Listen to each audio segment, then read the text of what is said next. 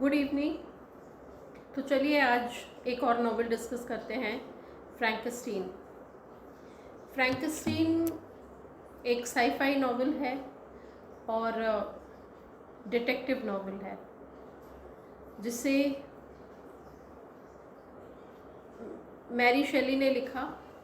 और मैरी शेली आपको भी पता है कि पीबी शेली की वाइफ थी। मैरी शेली के साथ सबसे अलग बात ये थी कि बहुत छोटे एज में 18 इयर्स की, when she was just 18 years old and she started writing this novel. हुआ ये था कि मैरी शेली अपने फ्रेंड्स के साथ, ये लोग सब गए थे और इन्होंने डिसाइड किया कि कौन सबसे अच्छा वर्क लिख सकता है। तो मैरी शेली ने इस वर्क को स्टार्ट किया जिसका दूसरा नाम द मॉडर्न प्रोमेथियस भी है। इस नॉवल में, जैसा आपने इसमें टाइटल में देख सकते हैं, the man who made a monster. कई इसके मतलब हो सकते हैं कि मॉन्स्टर हमारे द्वारा की हुई problem is our monster, right.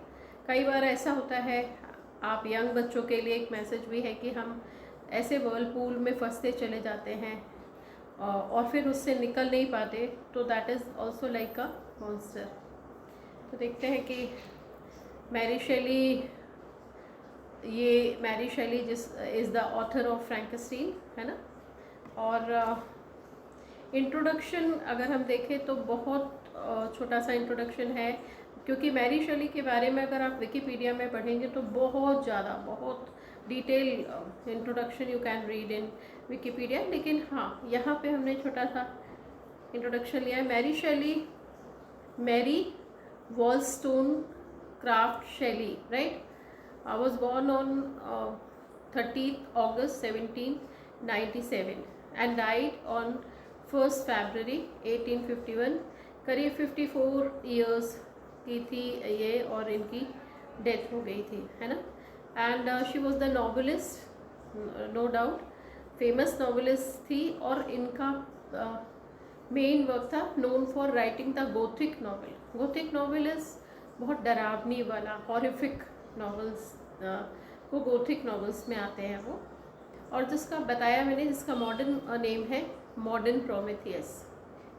इसका फर्स्ट एडिशन 1818 में लंदन में एनोनिमसली, बिना नाम के प्रकाशित हुआ था। और second edition was released on 1831, जो कि फ्रांस में रिपब्लिश हुई थी। और इसमें ऑथर का नेम मैरी शेली का नेम था। जब 1818 में ये बुक पब्लिश हुई तो मैरी शेली ने इसमें एक जो हीरोइन है एलिजाबेथ, उसके बारे में मैरी शेली ने लिखा कि वो इनकी भतीजी है, ऐसा।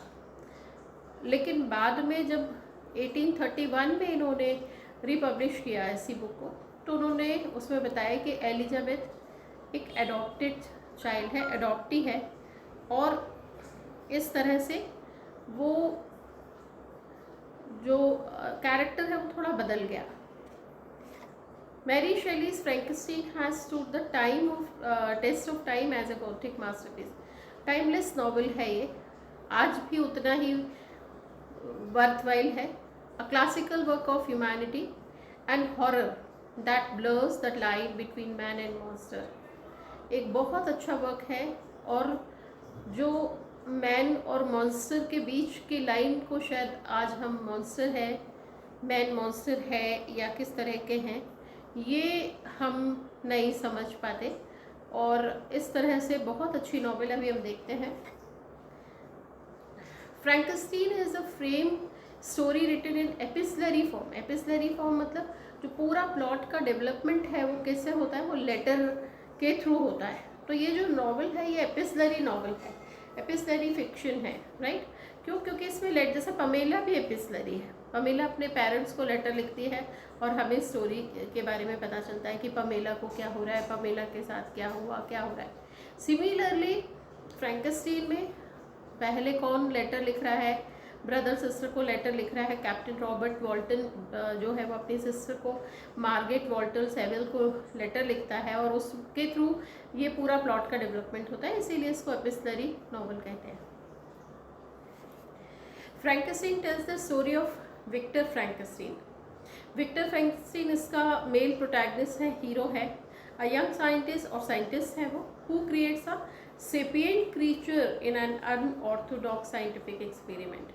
वो एक सेपिएंट मतलब बहुत इंटेलिजेंट, बहुत ही ज़्यादा अल्टीमेट इंटेलिजेंट क्रीचर को प्रोड्यूस करता है, क्रिएट करता है अपने नॉर्मल से अलग साइंटिफिक एक्सपेरिमेंट से।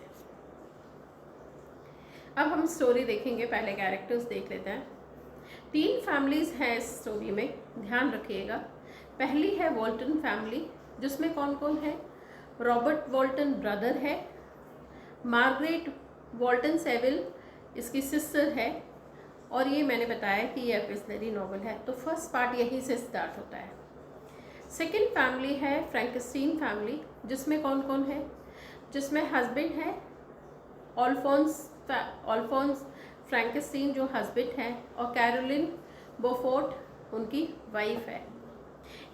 बोफोर्ट इनके कैरोलिन के फादर भी इसी फैमिली में रहते हैं। तो इस फैमिली में 3 ओल्ड एजर्स हैं।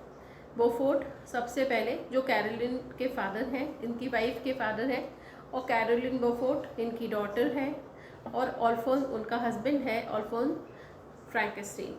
इनके 3 बच्चे हैं। विक्टर फ्रैंकेस्टीन जो सबसे बड़ा बेटा है, अर्नेस्ट फ्रैंकेस्टीन जो यंगर सन है, और विलियम फ्रैंकेस्टीन जो यंगेस्ट सन है। सो करेक्ट कर लेना, जो सबसे छोटा बेटा है वो विलियम फ्रैंकेस्टीन है। और तीसरी फैमिली है De Lacey family. De Lacey family में एक सीनियर पर्सन है जो ब्लाइंड है, वो उनके फादर है, और उनके 2 बच्चे हैं, फेलिक्स जो बेटा है, और अगाथा डॉटर है। राइट, ये आप अच्छे से समझ लेंगे तो आपको स्टोरी समझ में आएगी।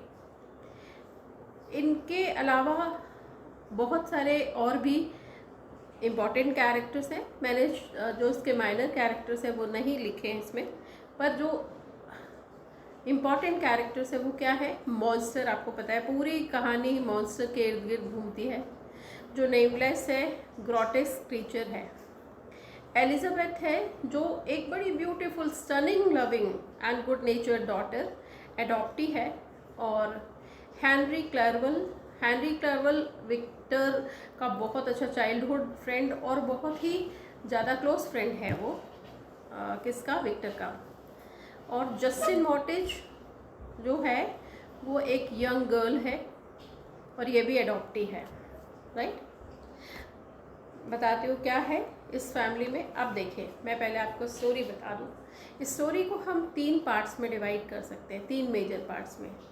फर्स्ट पार्ट जो है उसमें रॉबर्ट वॉल्टन और मार्गरेट वॉल्टन सेविल के बीच में लेटर्स के थ्रू बातचीत हो रही है, और यहाँ से स्टोरी ओपन होती है। तो ये फर्स्ट पार्ट है इसका। मैं अभी हम स्टोरी देखेंगे। सेकेंड पार्ट जो है उसमें लेटर ही चल रहा है, मतलब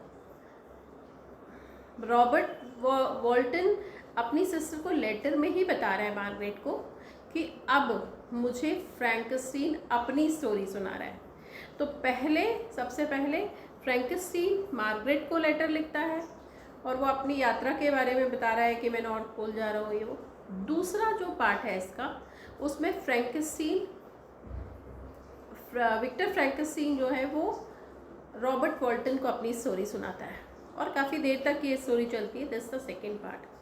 अब थर्ड पार्ट में विक्टर फ्रैंकेस्टीन की डेथ हो गई, और फिर थर्ड पार्ट में फिर से लेटर में लास्ट में रॉबर्ट अपनी सिस्टर को फिर बताता है कि इसके बाद क्या हुआ। तो इस तरह से 3 पार्ट्स हैं। बहुत जल्दी से हम शॉर्ट में देखते हैं। इसमें होता यह है कि रॉबर्ट फ्रैंकेस्टीन जो है वो अपनी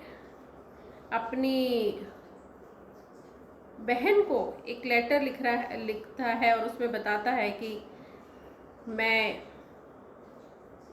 उसमें वो ये बताता है कि मैं नॉर्थ पोल जा रहा हूँ और मैं साइंटिफिक नॉलेज लेना चाहता हूँ। आपको पता है एपीजे अब्दुल कलाम ने भी कहा था कि साइंटिफिक टेम्पर जो है वो इनकलकेट होना चाहिए अगर हम वास्तव में लाइफ में कुछ करना चाहते हैं। तो ऐसा मानते हैं हम कि साइंस स्टूडेंट्स ज़्यादा इंटेलिजेंट होते हैं। तो इसी तरह से इसके मन में भी होता है कि ये भी कुछ गेन करे, कुछ नॉलेज बढ़ाए, ताकि इसका ये नॉर्थ पोल में एक डिस्कवरी के लिए निकलता है और ये सोचता है कि मेरी अच्छी फ्रेंडशिप होगी दूसरे कंट्री के लोगों से, मेरा नॉलेज बढ़ेगा। इस तरह से ये जाता है। अब जब ये जाता है तो ये लेटर में लिखता है कि लेटर में लिखता है अपनी बहन को कि मैं यहाँ फंस गया हूँ क्योंकि यहाँ सब तरफ बर्फ़ जम गई है और हम आगे नहीं बढ़ पा रहे। तो हमारे क्रू मेंबर्स ने बताया कि अब हम जा नहीं सकते। और इसी बीच में हमको एक डॉग स्लेज में एक पर्सन दिखाई देता है, जो कौन है? वो है विक्टर फ्रैंकेनस्टीन। तो जो विक्टर फ्रैंकेनस्टीन है उसके डॉग स्लेज के सारे कुत्ते मर गए हैं, बस एक डॉग जो है वो सरवाइव कर रहा है। तो वो कैसे भी एनी हाउ अपने स्लेज को काट के और राफ्ट बनाता है और किसी तरह से कोप अप करके और शिप तक, किसकी शिप तक? रॉबर्ट वॉल्टन की शिप तक फ्रैंकेनस्टीन पहुंच जाता और बड़ा फ्रेजाइल डाइंग कंडीशन में है, बहुत थका हुआ है, तबीयत ख़राब है उसकी बहुत ज़्यादा। तो जब वो इनकी शिप में पहुंचता है तो ही इज़ टेकन केयर, उसकी अच्छी देखभाल होती है और फिर वो थोड़ा सा मिस्टीरियस बिहेव करता है, मिस्टीरियसली, लेकिन फिर वो अपनी कहानी परमिशन लेता है कि शैल आई नरेट माई स्टोरी। किससे परमिशन लेता है? फ्रैंकेनस्टीन से, मार्गरेट से, एक्सट्रीमली सॉरी, रॉबर्ट वॉल्टन से कहता है कि मैं तुमको अपनी स्टोरी सुनाऊं। ये कैप्टन है, रॉबर्ट वॉल्टन जो है वो कैप्टन है शिप का। तो उससे कहता है कि मैं अपनी स्टोरी सुनाऊं तुमको। तो वो कहता है कि ठीक है, बताओ क्या हुआ था तुम्हारा। तो फिर ये बताता है कि मेरी ऐसी हालत कैसे हुई। तो फिर वो उसको फ्लैशबैक में ले जाता है और वो उसको बताता है कि हुआ ऐसा था कि मैं एक बहुत अच्छी well of family, respectful family से आता हूँ, जहाँ मेरे मदर फादर बहुत अच्छे, बहुत जेन्युइन, और हम बड़े फिनेंशियली भी हम बहुत ज़्यादा स्ट्रॉन्ग वेल ऑफ फैमिली से हैं। तो होता यह है कि मैं जब 17 इयर्स का था, मुझे तभी से एक क्रेविंग थी कि मुझे साइंटिफिक नॉलेज चाहिए। मैं साइंस का स्टूडेंट रहा हूँ, तो मैं और भी ज़्यादा उसको अचीव करना चाहता था। नए नए जो प्रैक्टिकल्स हैं वो। तो वो कहता है कि जब मैं मेरे पेरेंट्स बोलते थे कि मत जाओ, तुम यहीं रहो, लेकिन शहर में ही रहो, जो करना है, लेकिन मैंने सोचा कि नहीं, मैं बाहर जाके। तो ये जर्मनी में जाता है और वहाँ पे जाने वाला अभी जा ही रहा था ये जर्मनी। और वहाँ पे जब जाता है जर्मनी तो उसमें क्या होता है कि इसके पास अच्छी फैमिली है, सब है, और ये विज्ञान के क्षेत्र में बड़ा वो करना चाहता है, विज्ञान के क्षेत्र में बहुत आगे कुछ करना चाहता है। तो यहाँ पे एक प्लेस है जहाँ पे ये जाता है, ये है जर्मनी में इंगोलस्टैट। सेटिंग बहुत इम्पॉर्टेंट है और ये सेटिंग में बहुत सारी प्लेसेस को कवर किया गया है। तो इसमें क्या होता है, इसमें जर्मनी भी है, जिनेवा है, इंग्लैंड है, आर्कटिक आइल्स है, स्कॉटलैंड है, इंग्लैंड है। तो कहानी जर्मनी से शुरू हो रही है। कहानी में वो बताता है, लंदन का है वैसे, क्योंकि रॉबर्ट वॉल्टन लंदन का है और वो वहाँ से जा रहा है। लेकिन अब ये जो पर्सन है ये कहता है कि जब मैं 17 साल का था तो मैं जर्मनी जाता हूँ और ये प्लेस है इंगोलस्टाड। तो इंगोलस्टाड एक सिटी का नाम है जर्मनी में, वहाँ के यूनिवर्सिटी में ये एडमिशन लेता है। और ये बहुत अच्छा स्टूडेंट होता है साइंस का, और फिर ये केमिस्ट्री और अदर साइंस सब्जेक्ट्स को खूब अच्छे से पढ़ता है, समझता है, और इतना ज़्यादा उसमें डूब जाता है कि ये टॉप तो करता ही है और ये घर को भी भूल जाता है, क्योंकि इसको लगता है कि I have to do something. तो करते करते कहते हैं ना कि आपका कभी कभी एक थॉट पूरी लाइफ चेंज कर देती है। और बस यहाँ जब वो साइंस को बहुत अच्छी तरह समझने लगता है और वो सीक्रेट ऑफ लाइफ समझता है, तो उसको लगता है कि yes I can make a being living being. तो फिर वो वहाँ से वो जो थॉट है वो घर वालों को भी भूल जाता है।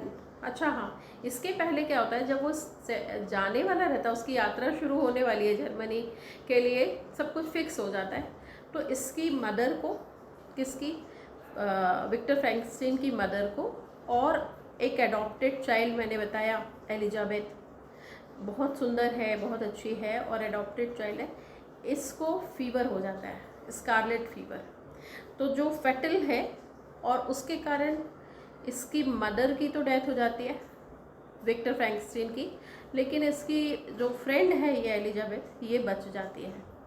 तो इसको फ्रैंकस्टीन फैमिली के साथ रहने भेज दिया जाता है, और ये कहाँ मूव कर देता है, ये जर्मनी में आ जाता है और कॉलेज में, यूनिवर्सिटी में एडमिशन ले लेता है, पढ़ाई लिखाई करता है और टॉप करता है और बहुत ज़्यादा बिजी हो जाता है। मतलब उसको लगता है कि अब मैं क्या नहीं, और जब सीक्रेट ऑफ लाइफ समझ में आ जाती है तो ये एक लिविंग बीइंग बनाने की कोशिश करता है। अब जब ये फिर ये इसको सामान चाहिए होता है, तो ये क्या करता है, ये जाके मॉर्चरी से मुर्दा घर से और इधर उधर से जहाँ जहाँ से ये सामान ले सकता है वहाँ से, कहीं से बोन्स कलेक्ट करता है, कसाई खाना से वेंस और टिश्यूज़ कलेक्ट करता है, और इस तरह से ये पूरी चीज़ों को इकट्ठा कर लेता है, और अब ये एक लिविंग बीइंग बना रहा है। तो वो जो लिविंग बीइंग धीरे धीरे धीरे बनाते 4 महीने लग जाते हैं, और ये बहुत थक जाता है, क्योंकि वो बड़ा टायरसम और डरावना भी काम है, सीक्रेटली बना रहे हैं, परमिशन नहीं है। तो जब ये बनाता है तो वो उससे 8 फीट बड़ा एक लिविंग बीइंग बन जाता है। नाम नहीं है इसमें उस लिविंग बीइंग का, पर ये बन के तैयार होता है, और जब ये बन जाता है पूरा तो बड़ा ग्रोटेस्क, अगली शेप नहीं है उसका, मोटा, ऊपर बड़ा डरावना फिगर बन के तैयार, क्योंकि वो उसमें रीज़न बताता है, जब वो फ्रैंकस्टीन को अपनी स्टोरी सुना रहा है कि मैं क्यों एक ह्यूमन बीइंग के साइज़ का लिविंग बीइंग नहीं बना पाया। उसका रीज़न है कि हम ह्यूमन बीइंग की बॉडी में इंटरनल ऑर्गन्स इतने छोटे छोटे हैं जो मैं इतने छोटे नहीं बना पाया, मेरे अंदर इतना आर्ट तो था नहीं, ये तो फर्स्ट एक्सपेरिमेंट था, तो मैं बड़ा बड़ा बनाते हुए वो इतना बड़ा बन गया। जैसे ही वो उसमें जान डालता है तो वो मॉन्स्टर खड़ा हो जाता है, और ये खुद ही डर जाता है, और ये डर जाता है तो ये डर के भाग जाता है उसको देखकर। तो जो मॉन्स्टर है वो बहुत ह्यूमिलेटिंग फील करता है, और फिर वो मॉन्स्टर इससे बात करना चाहता है, और ये बहुत डरा, और इसको तब लगता है कि जैसे ही ये हुआ कि मैंने बहुत बड़ी गलती कर दी। तो ये क्या करता है कि ये मॉन्स्टर को अकेला छोड़ देता है। अब मॉन्स्टर क्या करता है कि कोशिश करता है अपने आप को एडजस्ट करने की, तो वो वहाँ पे एक फैमिली है, मैंने अभी आपको बताया ये डी लेसी फैमिली। तो ये डी लेसी फैमिली को बहुत डिस्टेंस से देखता है कि ये बड़ी अच्छी फैमिली है, और इसमें फेलिक्स जो है, डी लेसी फैमिली में फेलिक्स जो है, ये बड़ा अच्छा लड़का है। ये क्या करता है, एक टर्किश फैमिली इनके नेबरहुड में है, उनकी मदद करता है, क्योंकि वो टर्किश फैमिली को एग्जाइल हो गई है, देश से निकाल दिया गया है, उनको कोई हत्या या किसी ऐसे कारण के कारण उनको, जबकि उनकी गलती नहीं होती, तो वो टर्किश फैमिली का ये फेलिक्स हेल्प करता है। और जब ये हेल्प करता है तो क्या होता है कि इसको इसी फैमिली की एक बेटी है जिसका नाम है सेफ़ी, राइट, इसमें सेफ़ी नहीं लिखा है, सेफ़ी इसकी एक बेटी है, किसकी, टर्किश फैमिली की, जिसकी ये मदद करता है। तो सेफ़ी माइनर उसका रोल है। सेफ़ी जो है वो अच्छी लड़की है, और टर्किश मतलब मोमडन फैमिली से है। तो जब इसके और जब फेलिक्स, वो टर्किश फैमिली का नाम नहीं है, उसकी मदद करता है, तो उसका फादर, सैफ़ी का फादर ही है वो जिसकी मदद करता है, तो वो बड़े खुश हो जाते हैं और फेलिक्स को ब्लेसिंग्स करते हैं और कहते हैं कि तुम मेरी बेटी से शादी कर लो। पर उनको इमीडिएटली लगता है कि नहीं, एक क्रिश्चियन फैमिली में मेरी बेटी क्या करेगी शादी करके, तो वो कहते हैं कि नहीं नहीं नहीं, और वो भाग जाता है अपनी बेटी को लेकर। पर बेटी वापस आ जाती है।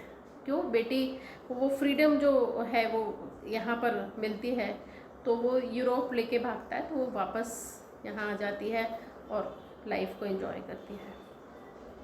अब ये देखता है जब ये दूर से ये सारी बातें, मतलब कि उनका बिहेवियर, बॉडी लैंग्वेज, तो मॉन्स्टर यहाँ पर रहना चाहता है, इस फैमिली से बात करना चाहता है।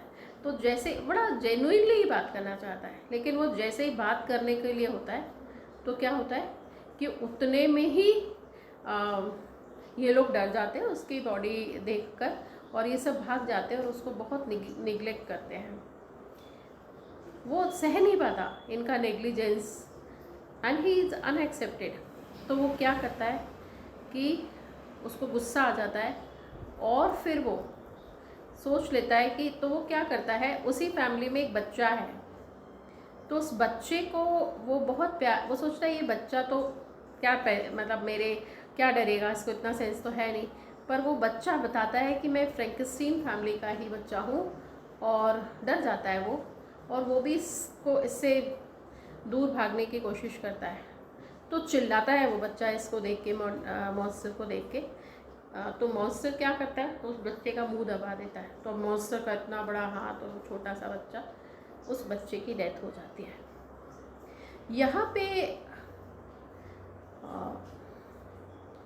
विक्टर फ्रैंकेनस्टीन को जब ये पता लगता है कि एक उसका छोटा भाई जो बहुत छोटा है उससे, उसका नाम है विलियम फ्रैंकेनस्टीन, उसकी डेथ हो गई है, तो ये रश करता है, ये भागता है और आता है। और अब जब ये वापस आता है तो ये क्या देखता है कि अपने घर जब आता है तो ये उन झाड़ियों में, पहाड़ियों में जाता है और इसको वहाँ मॉन्स्टर दिखता है, और ये समझ जाता है कि ये जो डेथ है ये मॉन्स्टर ने ही की है। पर वो बोल नहीं पाता और बड़ा गिल्ट फील होता रहता है उसको।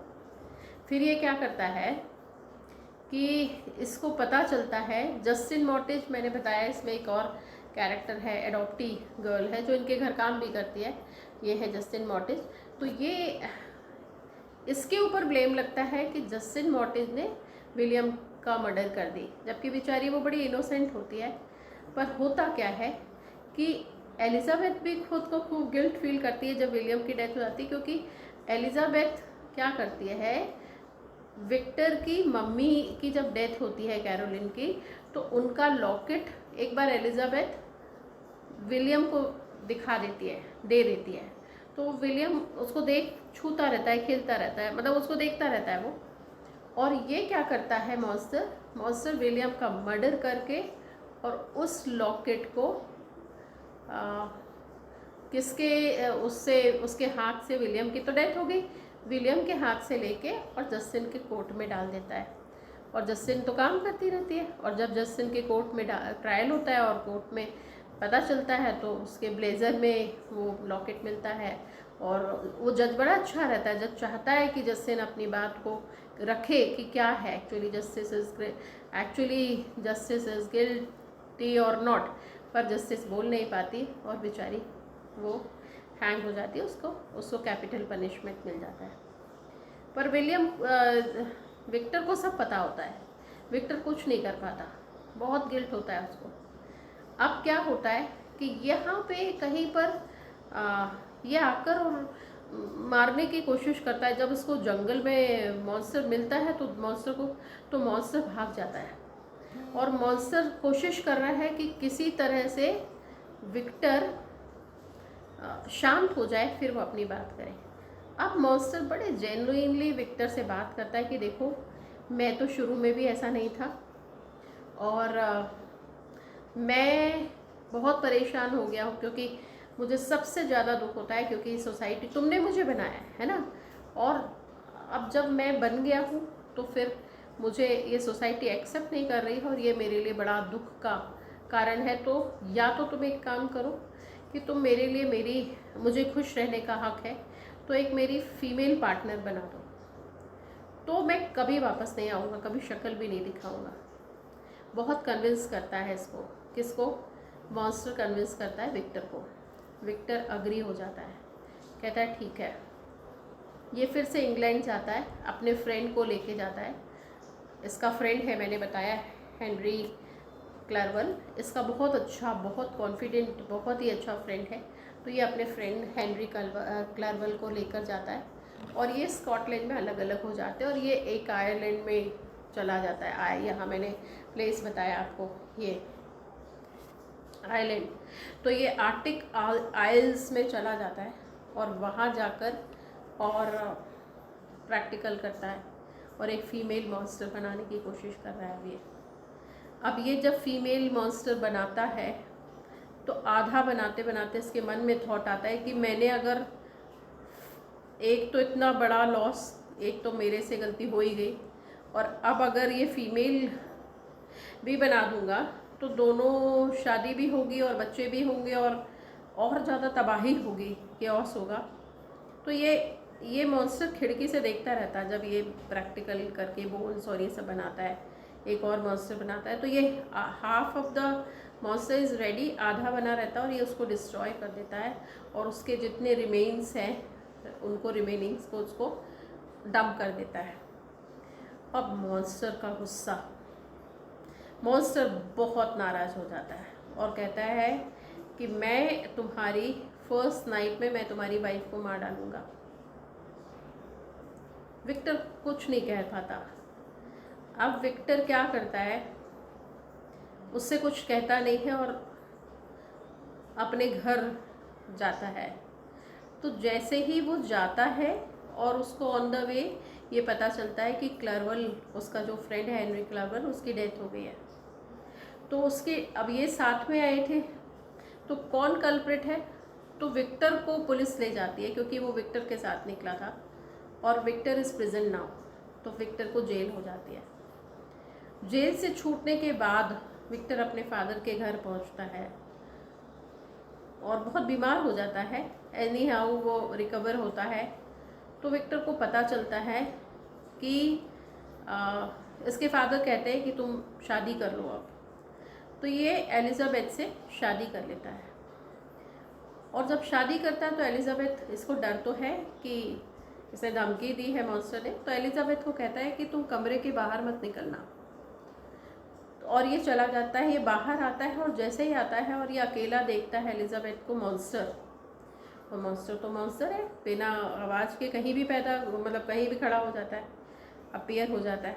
तो ये क्या करता है, ये एलिज़ाबेथ को भी मार डालता है। अब जैसे ही यहाँ ये एलिज़ाबेथ को मारता है तो उसके फादर, मदर और इतने सारे लोगों का मर्डर, विलियम फ्रैंकस्टीन सबसे पहले, फिर जस्टिन मॉरिज को डेथ होती है क्योंकि वो कल्प्रिट प्रूफ हो जाती है। फिर ये हेनरी क्लार्वल का भी मर्डर कर देता है। अब एलिज़ाबेथ की भी डेथ हो गई। तो इतने सारे, और मदर की पहले डिजीज़ में स्कारलेट फीवर के कारण डेथ हुई।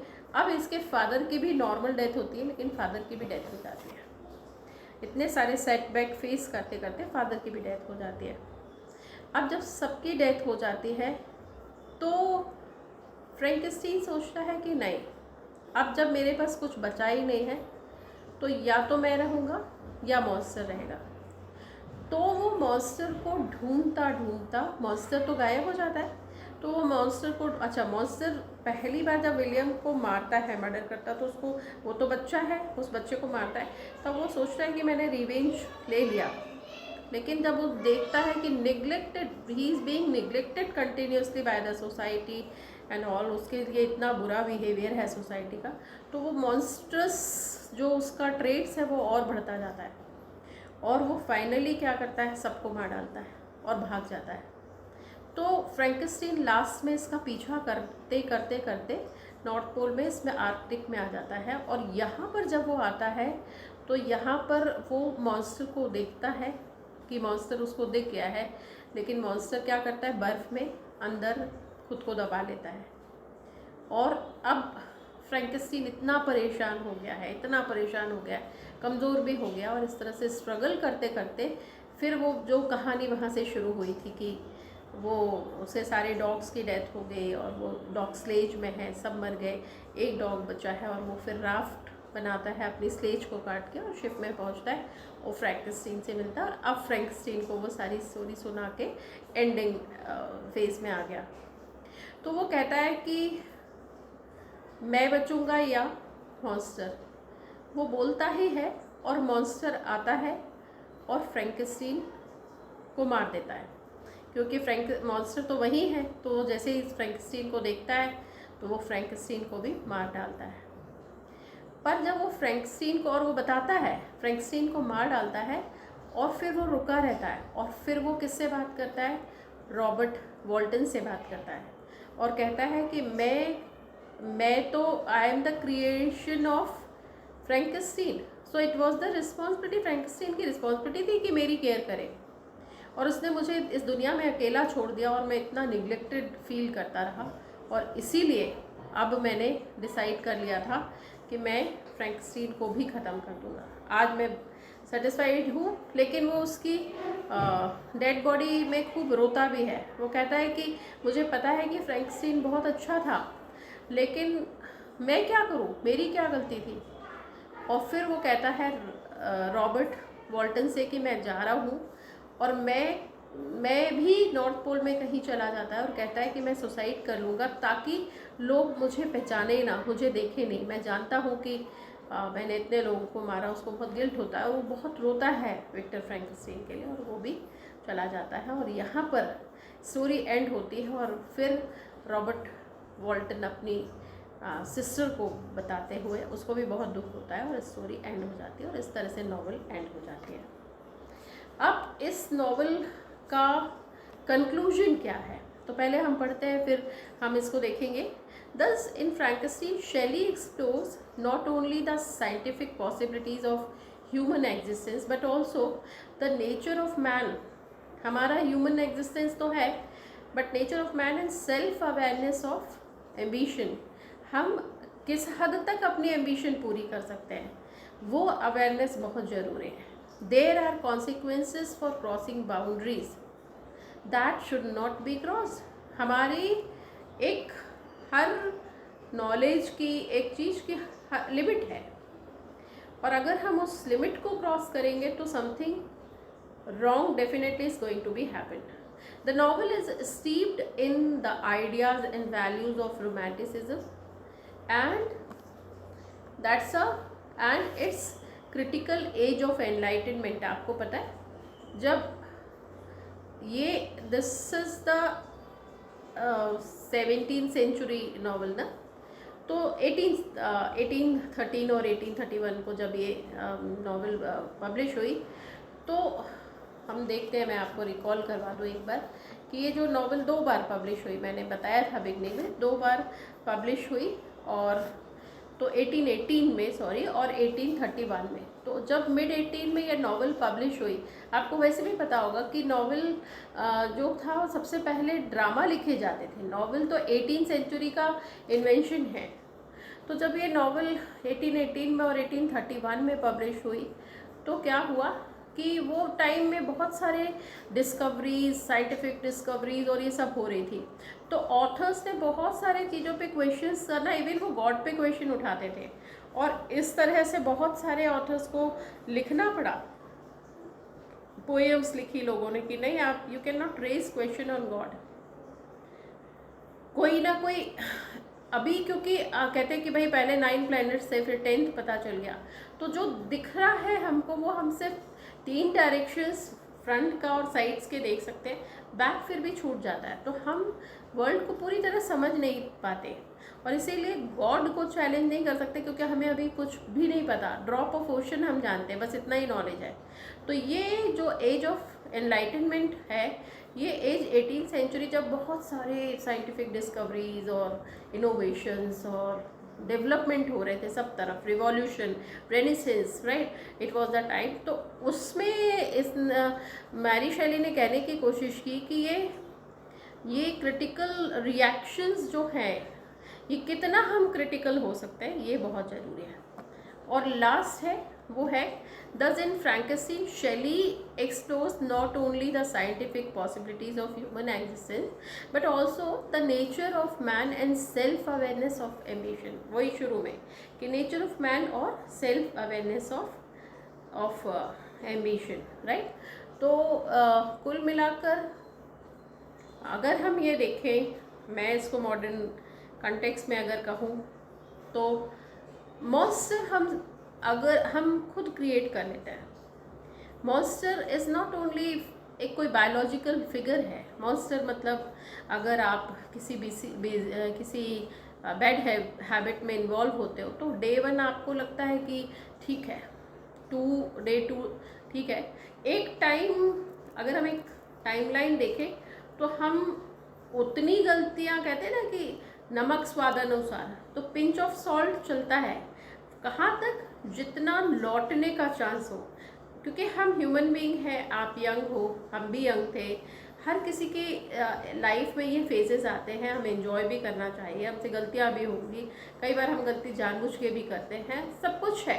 लेकिन उस लाइन को वहाँ तक क्रॉस मत करो कि आपको लौटने का चांस ना हो, क्योंकि जब तक आप हर बार, अगर छोटी छोटी कई मिस्टेक्स, एंकरेज नहीं कर रही हूँ मैं, पर अगर हो गई है और लौटने का चांस है तो चलता है, क्योंकि pinch of salt it's allowed, we can say, right.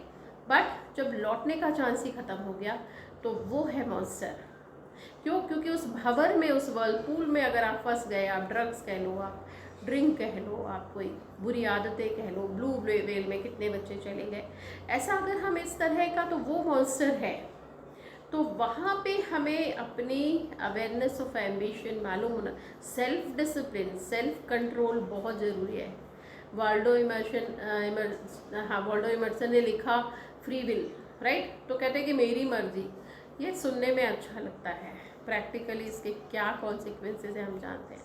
तो इसीलिए moral of Frankenstein is that Frankenstein's monster, don't create Frankenstein's monster। मतलब ऐसी प्रॉब्लम मत क्रिएट करना कि वो प्रॉब्लम आपके लिए ही पूरे घर को लेकर डूब जाए, या इस तरह से हमारे ऐसे लॉस हो, वो नहीं होना चाहिए। तो this is the message of Frankenstein, right? Thank you so much. God bless you. I would like to listen you. Please send your feedbacks and queries. Thank you so much.